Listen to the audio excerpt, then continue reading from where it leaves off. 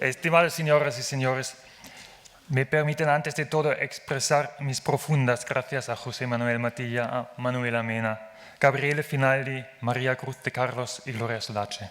Sin ellos, este maravilloso, realmente maravilloso catálogo no habría alcanzado esta calidad que tiene. Muchas gracias.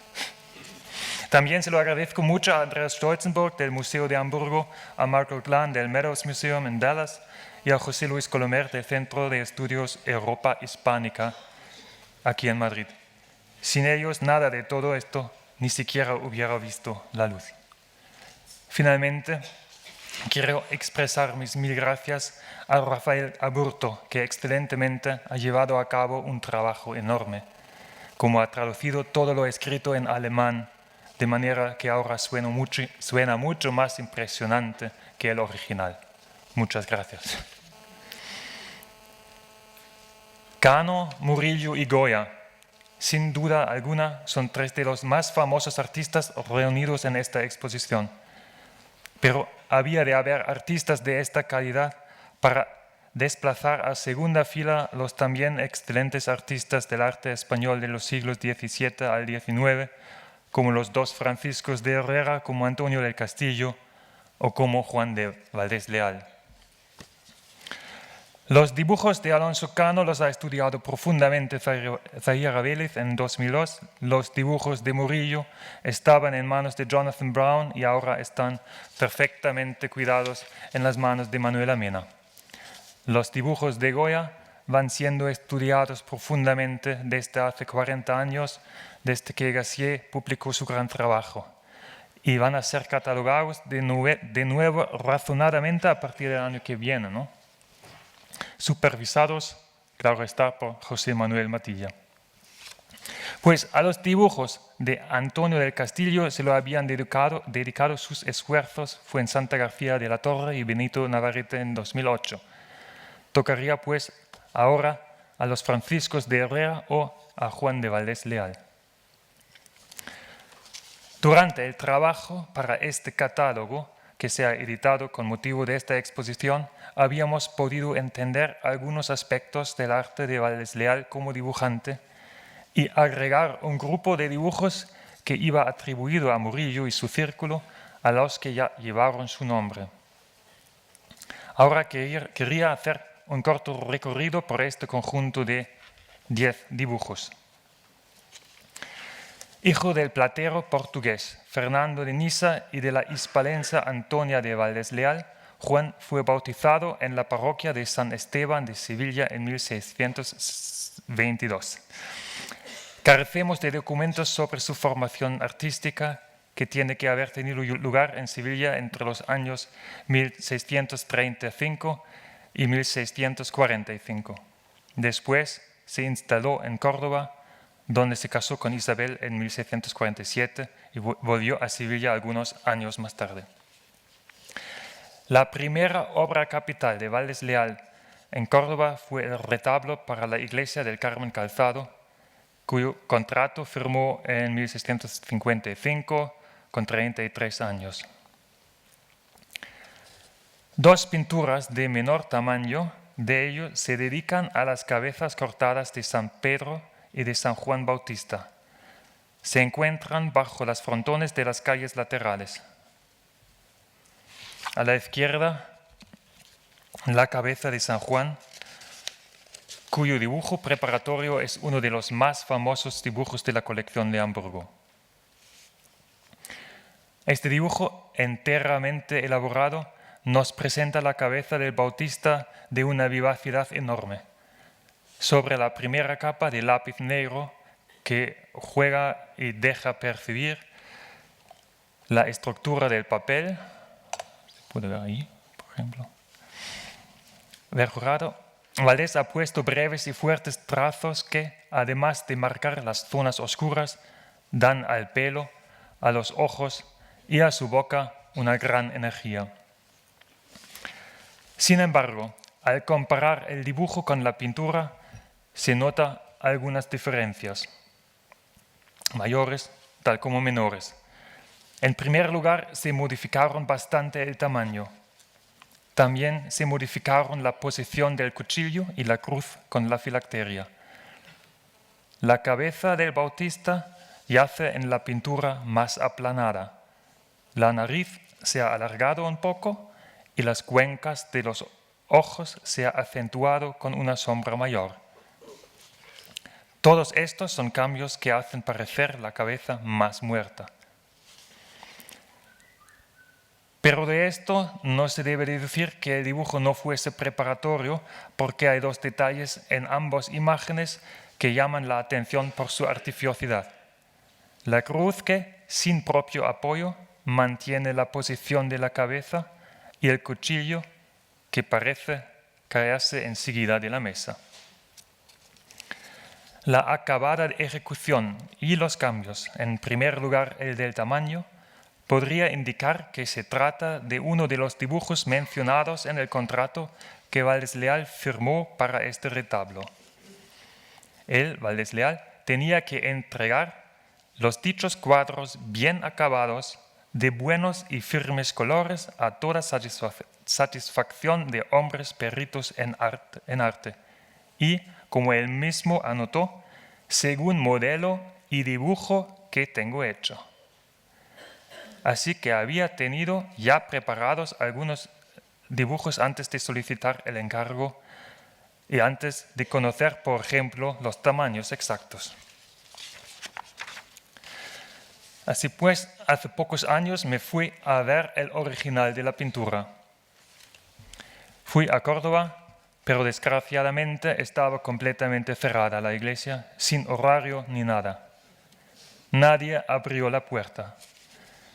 Después de un rato de desesperación, de otra puerta del edificio, de repente salió un hombre al quien me dirigí enseguida para exponerle mis deseos. Sonriendo, me hizo volver 2 horas más tarde. Y entonces me abrió la iglesia, encendió toda la luz disponible y empezó a explicarme todo ese maravilloso retablo.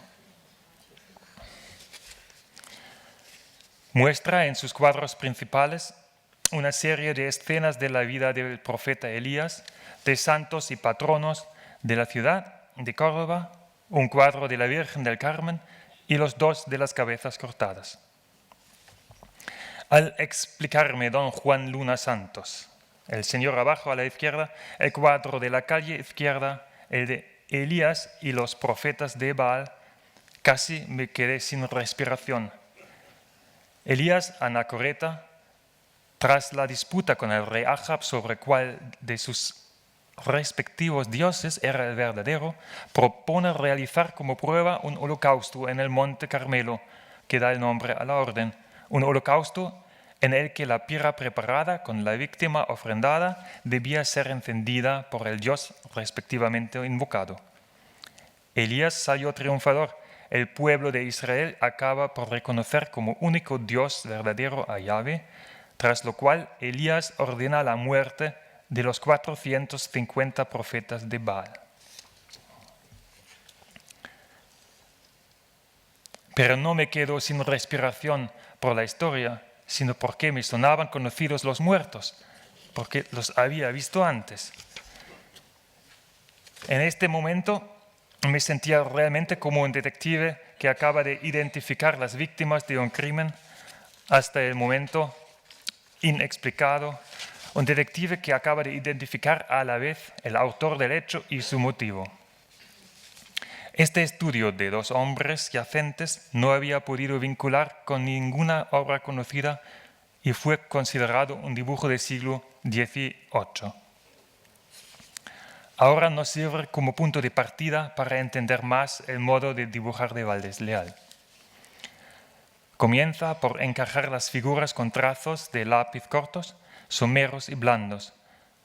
A continuación, como puede verse en la figura a la izquierda, unos acentos más breves y más nítidos intensifican los puntos relevantes y junto con otras zonas más planas se da volumen a los cuerpos. Unos trazos cada vez más próximos entre sí e intrincados en torno a la mano flexionada de la figura de la derecha revelan que al artista no le satisfacía el resultado. Por ello, repitió este detalle abajo. Arriba a la izquierda se ve una cabeza de un personaje todavía desconocida, que con el brazo derecho se cubre la boca y el mentón.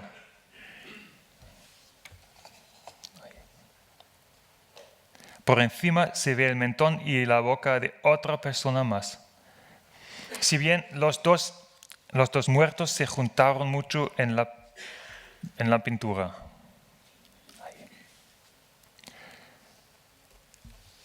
El dibujo se cortó muy al ras.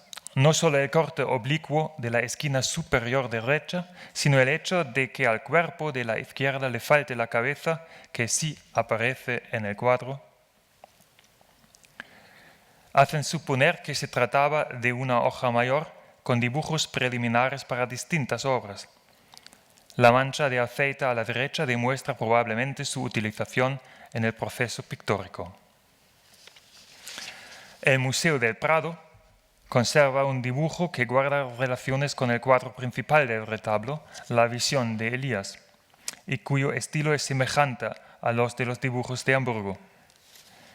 Si bien el carro de fuego de la parte superior quedó después girado, la cabeza de caballo posterior pasó al cuadro sin cambios. También muestra el dibujo ya el remate arriba redondeado. Bueno, 4 años después de recibir el gran encargo para el retablo de esta iglesia, Valdés Leal realizó varias pinturas para la iglesia de San Benito de Calatrava en Sevilla, que hoy se encuentran en la capilla de la Quinta Angustia de la iglesia de la Magdalena de Sevilla. Una de ellas es la de la Santa Catalina. La santa está de pie, apoyándose en un alto zócalo. La cabeza del emperador Magencio, casi no se puede ver aquí, yace en el suelo, abajo a la izquierda. Para la composición de la postura relajada de la santa, Valdés Leal podía haberse inspirar de diferentes fuentes de la antigüedad o de publicaciones de su época, como aquí en el centro la alegoría de la arquitectura sacado de un libro publicado en 1642. El dibujo preparatorio de Valdés Leal, dibujado a lápiz negro y sanguina, se transfirió con mucha exactitud a la pintura. El dibujo fue planteado inicialmente con suaves líneas de lápiz, completándolo con trazos cada vez más fuertes como lo hizo en los dibujos anteriores, agregando hasta aquellos pequeños toques fuertes y casi puntuales. Aquí Valdés utilizó a la vez los dos lápices casi simultáneamente. No reservó totalmente la sanguina para el encarnado, en el cual también se nota trazos de lápiz negro, y tampoco utilizó el lápiz negro exclusivamente para la ropa, donde también se aprecia la sanguina. Murillo, a su vez, lo separaba mucho más estrictamente. Además, hay un cambio llamativo respecto a la cabeza de la santa. En la pintura fue sustituida por una cabeza más grande y de cuello más corto, correspondiendo a una mujer más joven. Por eso también está seguro que el dibujo es preparatorio y que no puede ser copia de la pintura. Aquella manera de dibujar a dos lápices fue la razón para dar a Valdés Leal un dibujo que había sido atribuido a la escuela de Murillo y que Jonathan Brown dio como de su propia mano, San Juanito con el Cordero, hecho hacia 1660. Aunque predomina la sanguina en el encarnado y el lápiz negro en el Cordero, en el pelo del niño y en su ropa se nota fácilmente la misma técnica. Se hallan rastros de la sanguina en los cabellos de San Juan, en su paño y en la lana del Cordero.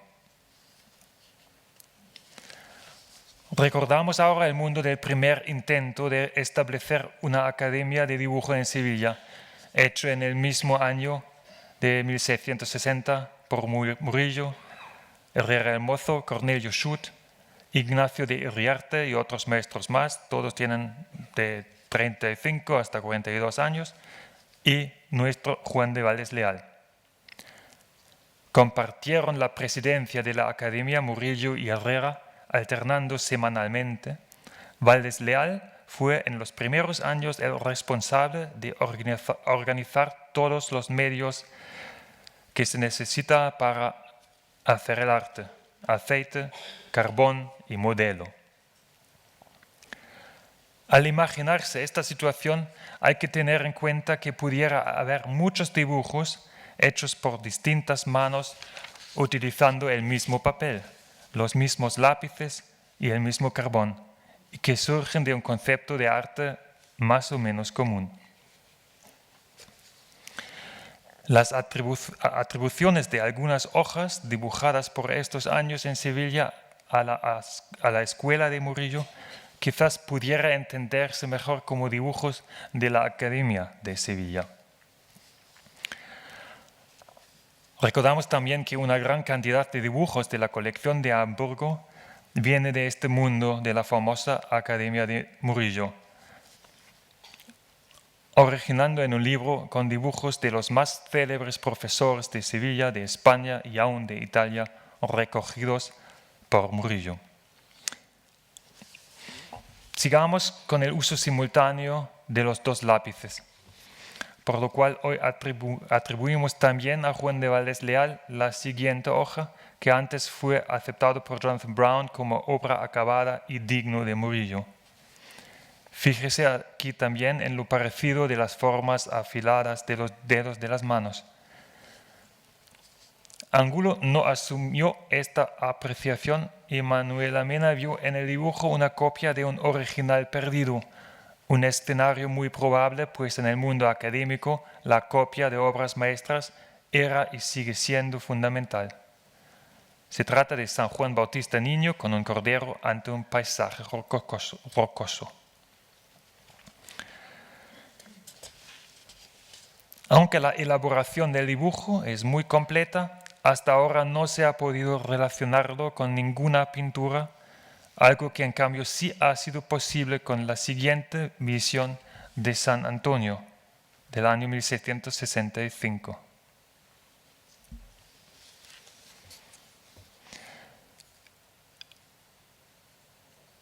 Aquí también querría comparar los dedos, en este caso con los de la Santa Catalina a la izquierda, con los de la Santa Ana.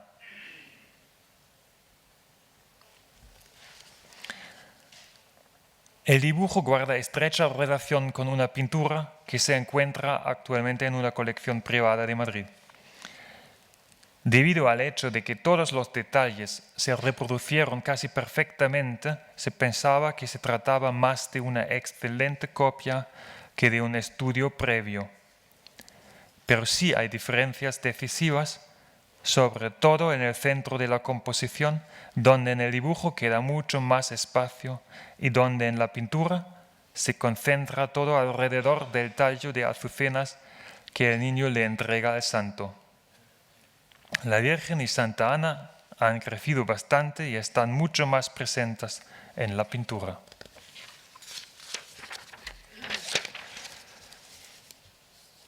Además, en el dibujo casi no se puede reconocer la barra florida de José que un ángel le alcanza desde debajo de la mesa.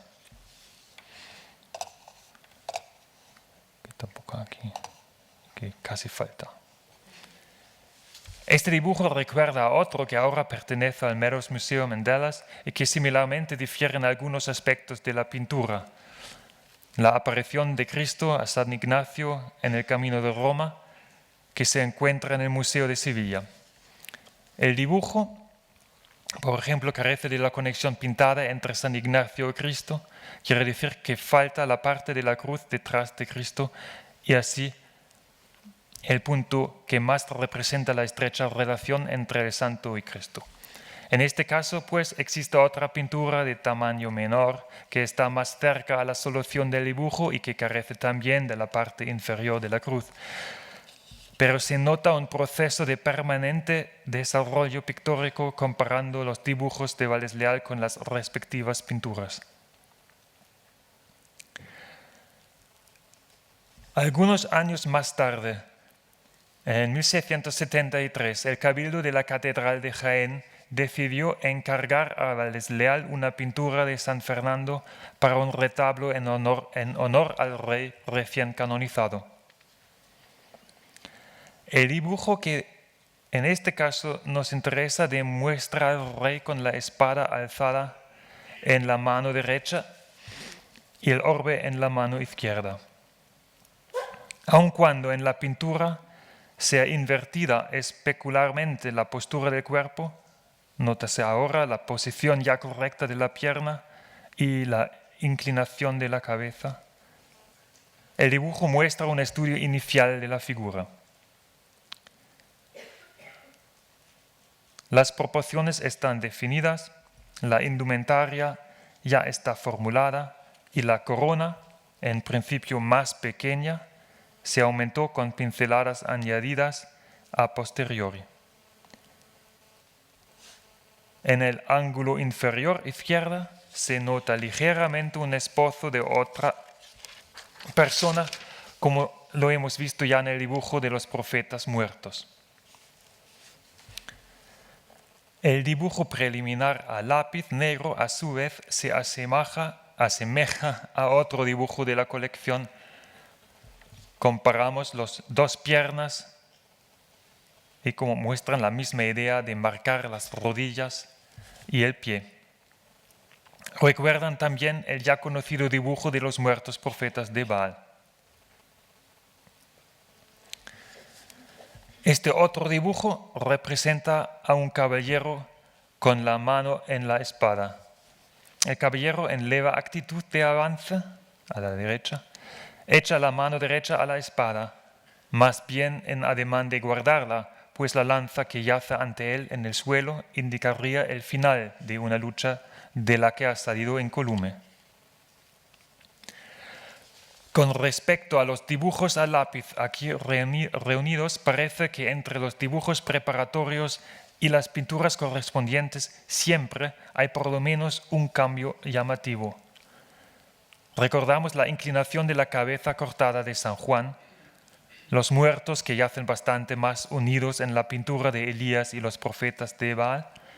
Aquí también tendría su lugar el carro de fuego invertido en la visión de Elías. Entonces la cabeza completamente sustituida por otra de la Santa Catalina, la modificada construcción del espacio central en las visiones de San Antonio y en fin las variantes del rey Fernando. En ninguno de los casos los dibujos preparatorios preparan la pintura completamente. Parece que la invención y la creatividad de Valdés Leal nunca ha parado. Ahora, nos quedan por lo menos dos dibujos maravillosos más. No son dibujos a lápiz, sino a pluma y tinta parda, coloridos además. El primero es un dibujo muy pequeño, de unos 10 centímetros de alto y la mitad de ancho, representando a San Félix de Valois, reconocible por su hábito de monje y el ciervo con una cruz en la cornamenta.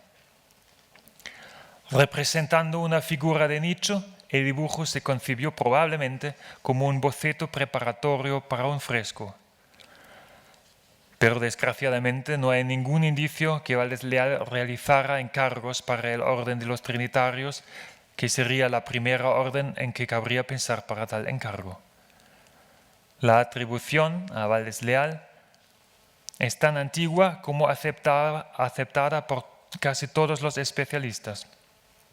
La figura realmente tiene una aura que la une con muchas figuras de Valdés, por lo cual seguimos con la atribución, aunque carecemos de pruebas.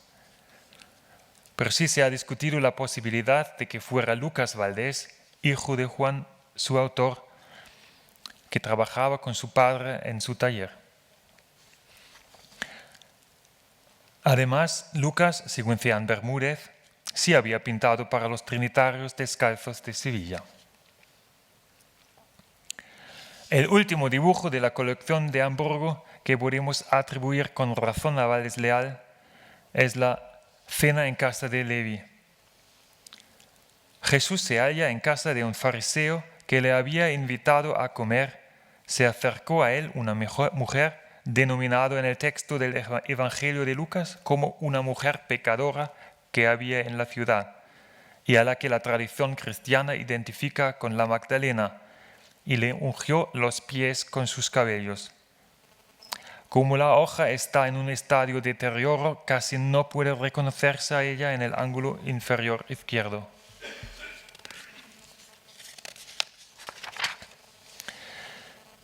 El dibujo de técnica muy similar a la del dibujo anterior representa la cena como Valdés había hecho en 2 ocasiones más, en 2 pinturas de pequeño formato que se conserva en el Louvre de París. En el primero, lo más llamativo en comparación a nuestro dibujo es la arquitectura representativa del fondo.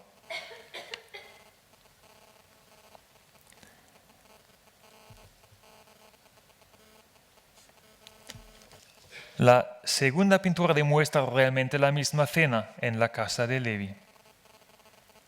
Pero obviamente ninguna de las 2 pinturas guarda estrecha relación con el dibujo. Entonces, parece que Valdés Leal, al preparar y acercarse a una pintura, recurría más al lápiz, y cuando utilizaba la pluma y tinta, pensó más el dibujo como tal.